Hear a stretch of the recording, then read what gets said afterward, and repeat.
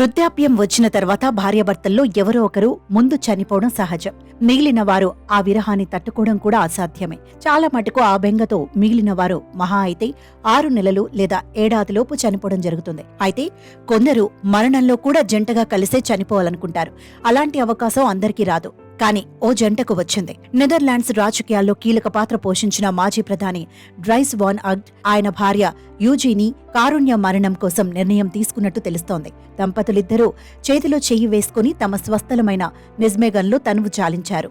93 ఏళ్ల వయసున్న వీరు అక్కడి చట్టం ప్రకారం కారుణ్య మరణాన్ని ఎంచుకొని చివరి క్షణాల్లో ఒకరి చేతిలో మరొకరు చేతులు వేసుకుని ఒకరినొకరు చూసుకుంటూ ఈ నెల 5న కన్నుమూశారు.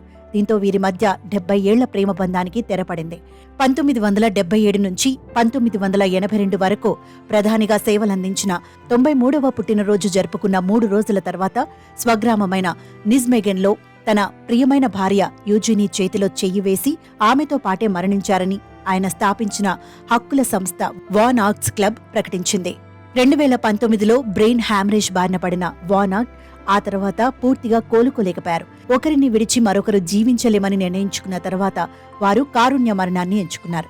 కాగా 2002లో నెదర్లాండ్స్లో కారుణ్య మరణాన్ని చట్టబద్ధం చేసిన తర్వాత అక్కడ ఇలాంటి కేసులు 4 రెట్లు పెరిగాయి. 2022లోనే 8,720 మంది దీన్ని ఎంపిక చేసుకున్నారు. ఆ ఏడాది 26 జంటలు కోరుకుంటే 2023లో ఇది 58 జంటలకు పెరిగింది.